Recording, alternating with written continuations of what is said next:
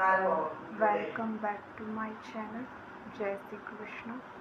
So standard 12 English subject second language ની અંદર આપણે વાત કરવાના છે યુનિટ 5 ની અંદર રીડ 2 જેનું નામ છે નો મેન આર ફોરેનર.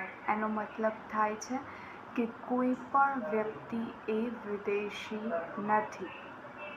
કોઈ પણ માણસ છે તો એ માણસ વિદેશી નથી. એનો કહેવાનો મતલબ છે કે કોઈ માણસ અજાણ્યું નથી. આમાં કહેવા માગે છે કે આપણે એકતા જાળવવી જોઈએ. માત્ર દેશમાં નહીં પણ આખી પૃથ્વીમાં જે પણ લોકો રહે છે એ બધા લોકોમાં આપણે એકતા જાળવવી જોઈએ. એવું આપણે આ પોયમના પોએટ કહે છે. કોણ કહે છે? જેમ્સ કિર્કપ. એ આપણને કહે છે કે કોઈ પણ વ્યક્તિ જે પૃથ્વીલોકમાં રહે છે તો એ વિદેશી નથી, એ અજાણ્યા નથી. એ પણ માણસ છે, આપણે પણ માણસ છે. તો આપણે એકતા જાળવવી જોઈએ તેવું આ પોયમની અંદર અલગ અલગ ઉદાહરણ દ્વારા આ જેમ્સ કિર્કપ આપણને સમજાવે છે. તો શરૂઆત કરીએ પોયમની. Remember, no men R strange. એટલે કે યાદ રાખો, કોઈ પણ જે વ્યક્તિ છે તો એ વ્યક્તિ સ્ટ્રેન્જનો મતલબ વિચિત્ર થાય, પણ અહીંયા આપણે પોયમના અર્થમાં લેવાનું છે કે અજાણ્યું. કોઈ પણ વ્યક્તિ અજાણ્યું નથી.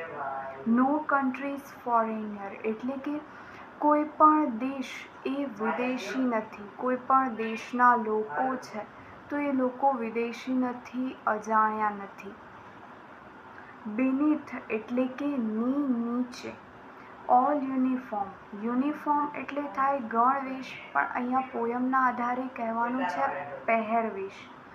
કે બધા જે પહેરવેશ એટલે પંજાબના લોકો છે તો અલગ કપડાં પહેરે છે, મહારાષ્ટ્રના લોકો છે અલગ કપડાં પહેરે છે, ગુજરાતી લોકો છે તો અલગ કપડાં પહેરે છે.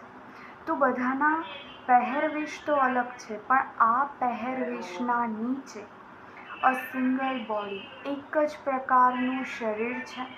બ્રેથ કે આ જે એક જ પ્રકારનું આપણું શરીર છે જે શ્વાસ લે છે. કે આપણા પહેરવેશ અલગ અલગ હોય પણ આપણું જે શરીર છે એ શ્વાસ લે છે. દરેકનું શરીર શ્વાસ લે છે. લાઇક અવર્સ એટલે કે આપણી જેમ. The land our brothers walk upon. કે આપણી જેમ પૃથ્વી પર જેટલા અવર બ્રધર એટલે કે આપણા ભાઈઓ એટલે કે પૃથ્વી પર જે પણ લોકો છે એ બધા જ લોકો જમીન પર ચાલે છે. શું એવું છે કે વિકસિત લોકો હોય તો એ જમીનથી ઉપર ચાલે? જો વિકાસ કરે છે એવા લોકો જમીનની અંદર ચાલે? એવી અસમાનતા નથી, સમાનતા છે. દરેક લોકો જમીન પર ચાલે છે. આપણી જેમ તો એ આપણા ભાઈઓ છે એવું અહીંયા સમજાવવા માંગે છે. કે ઇઝ એર્થ લાઇક ધીસ એટલે કે આ પૃથ્વી પર in which we all shall live. કે આપણે બધા જ રહીએ છીએ, આપણે બધા જ જમીન પર ચાલીએ છીએ. એ અહીંયા કહેવા માંગે છે કે આપણે બધા પૃથ્વી લોકમાં રહીએ છીએ અને પૃથ્વીમાં આ બધી સમાનતા છે. તો આપણે શા માટે વિદેશ અજાણ્યા કહીને અસમાનતા ફેલાવીએ? તો આગળ છે કે ધે એટલે તેઓ એટલે કયા? જેને આપણે વિદેશી કહીએ છીએ એ લોકો. To aware of sun and air and water. કે જે વિદેશી લોકો, જે લોકોને વિદેશી બનાવ્યા છે એ અવેર છે. અવેરનો મતલબ જાગૃત થાય, પણ અહીંયા પોયમના આધારે પરિચિત લેવાનો છે. કે જે લોકો વિદેશી છે, જેને આપણે વિદેશી બનાવ્યા છે એ બધા લોકો પરિચિત છે. શાનાથી? સૂરજ, હવા, પાણી, આનાથી પરિચિત છે. શું એવું તો કોઈ કન્ટ્રી છે નહીં કે એ વ્યક્તિ વિદેશી છે તો એને જે સૂરજ છે એ સૂરજપ્રકાશ નથી આપતો, એને સૂરજ એ વાદળી કલરનો દેખાય છે, એવું તો નથી. એવું પણ નથી કે બીજા દેશની અંદર હવા વાદળી કલરની દેખાય અને આપણે હવા નથી દેખાતી, એવી અસમાનતા નથી. પાણી છે તો પાણી પણ બધી જગ્યાએ સરખું છે. એ લોકો પણ આ 3 વસ્તુથી પરિચિત છે અને આપણે પણ આ વસ્તુથી પરિચિત છે. મતલબ આ કુદરતની સમાનતા છે એવું અહીંયા સમજાવવા માંગે છે. Are feed by peaceful servants. Feed એટલે થાય ખવડાવવું અને હર્વેન્ટ્સ એટલે થાય ખેડવું, કે શાંતિપૂર્વક આપણે ખેડીએ છીએ અને ખેડીને પછી ખાઈએ છીએ. તો અહીંયા આપણને સમજાવવા માંગે છે ખેડવાની નહીં પણ કામ કરવાની, કે આપણે કામ કરીએ છીએ અને કામ કરીને આપણું ગુજરાન ચલાવીએ છીએ. તો એવી જ રીતે વિદેશની અંદર થાય છે કે એમને એમનો પરિવાર ચલાવવો છે, એમની પરિવારની જરૂરિયાત પૂરી કરવી છે, તો એ લોકો પણ કમાવે છે અને એ લોકો પણ ખાય છે. તો આ સમાનતા છે. આગળ કીધું છે બાય વાર્સ. વાર્સ એટલે થશે યુદ્ધ. Long winter. લોંગ વિન્ટર એટલે થશે લાંબો શિયાળો, શિયાળાનો સમય. અને શારવુડ. શારવુડ એટલે કે થાય છે સ્ટારવુડ એટલે થાય છે ભૂખે મરવું, કે જ્યારે યુદ્ધની પરિસ્થિતિ હોય તો આપણે ભૂખે મરીએ છીએ. તો વિદેશની અંદર પણ એવું હોય છે, ત્યાં પણ યુદ્ધ થાય તો ભૂખે જ મરે બધા. કારણ કે જ્યારે યુદ્ધ થતું હોય તો યુદ્ધ પાછળ વધારે ધ્યાન આપવામાં આવે, લોકોની જીવન જરૂરિયાત પર ઓછું ધ્યાન આપવામાં આવે, એટલે બધા ભૂખે મરે. આપણે પણ ભૂખે મરીએ છીએ અને આપણે આપણું ગુજરાન ચલાવવા માટે આપણે કામ કરીએ છીએ, પણ જ્યારે યુદ્ધની પરિસ્થિતિ હોય ત્યારે આપણે પણ ભૂખે મરવું જોઈએ, ભૂખે મરીએ છીએ. તો વિદેશની અંદર પણ એવું જ હોય છે. વિદેશની અંદર પણ એવી જ સમાનતા છે એવું અહીંયા દર્શાવવા માંગે છે. ધે હેન્ડ્સ આર અવર, કે એમના જે હાથ છે એ હાથ પણ આપણા જેવા જ છે. શું કોઈ એવા વ્યક્તિ છે વિદેશી છે તો એવું છે કે એના હાથ અહીંયા ગળામાંથી નીકળે છે, અહીંયા ગાલમાંથી નીકળે છે? નહીં, એના હાથ પણ આવી રીતે જ અહીંથી જ નીકળે છે, આપણા જેવા જ છે એના હાથ. And in their line we read. અને જે આપણે આ હાથની રેખા વાંચીએ છીએ તો આ રેખા જેવી જ એમની રેખા છે. રેખા જો કે અલગ અલગ હોય બધાના હાથની, પણ આપણા જેવી તો દેખાય છે. એવું તો નથી કે આ ફોરેનિયર છે, આ બીજા દેશના છે તો એને આ હાથમાં રંગીન રેખા છે, આ યુકેના છે તો એને પિંક કલરની રેખા છે. એવી અસમાનતા નથી. તો આપણે શા માટે અસમાનતા ફેલાવીએ? આપણા હાથ સરખા છે, આપણી રેખા સરખી છે, આપણે કામ કરીએ છીએ, આપણે ગુજરાન ચલાવીએ છીએ, એવું જ વિદેશમાં છે, એવું અહીંયા સમજાય. તો આગળ કહે છે કે a labour not different from our own, કે આપણા કાર્યથી, આપણા જેવું જ એમનું કાર્ય છે, આપણા કાર્યથી અલગ કાર્ય નથી. વિદેશની અંદર એવું નથી કે જેવું કાર્ય આપણે કરીએ છીએ એવું જ કાર્ય વિદેશી લોકો પણ કરે છે. આપણા દેશની અંદર ભણાવવાનું કામ ટીચર કરે છે, તો શું વિદેશની અંદર એવું છે કે ભણાવવાનું કામ દરજી કરે છે? નહીં, આપણા દેશમાં પણ ટીચર ભણાવે છે, એમના દેશમાં પણ શિક્ષક ભણાવે છે. મતલબ અહીંયા કહેવા માંગે છે કે આપણું કામ સરખું છે, હાથ સરખા છે, હાથની રેખા સરખી છે, તો શા માટે આપણે આવી અસમાનતા ફેલાવીએ છીએ કે એ તો અજાણ્યો છે, એને તો આપણે ઓળખતા નથી, એ તો વિદેશી છે? એવું આપણે ના કરવું જોઈએ. આગળ છે કે રિમેમ્બર એટલે કે યાદ રાખવું. They have eyes like ours, કે એમની પાસે પણ આંખો છે જેવી આંખો આપણી પાસે છે, કે જે આંખ દેટ વેક ઓર સ્લીપ, કે જે આંખો આપણને જગાડે છે, સુવાડે છે, તો એમને પણ આંખો જગાડે છે અને સુવાડે છે.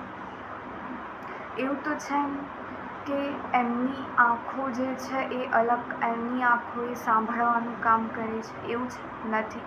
કે એમના નાક એમને જગાડે છે, સુગાડે છે, એવું છે નથી. આંખો જ છે કે જે જગાડે છે, સુવાડે છે, અને આપણને પણ એ જ જગાડે છે, સુવાડે છે. આગળ કીધું છે સ્ટ્રેન્થ એટલે કે શક્તિ. દેટ કેન બી વોન, જે આપણે જીતી શકીએ છીએ. બાય લવ, કે પ્રેમ દ્વારા આપણે શક્તિને જીતી શકીએ છીએ. બહુ સરસ વાક્ય કીધું છે એમ, કે પ્રેમથી આપણે વ્યક્તિને પણ જીતી શકીએ છીએ. જો આપણે એના વ્યક્તિની અગેન્સ્ટ જઈએ તો આપણે વ્યક્તિની સામે જીતી શકીએ, પણ આપણે વ્યક્તિને જીતવું હોય, વ્યક્તિની શક્તિને જીતવું હોય તો આપણે પ્રેમ દ્વારા જીતી શકીએ છીએ. જો હું તમને જે છે નફરત કરું, દુશ્મની કરું, તો શું તમે મને પ્યાર કરો? નહીં કરો. તો તમારા પ્યારની શક્તિને મારે જીતવું હોય તો મારે પણ તમને પ્રેમ બતાવવો પડે.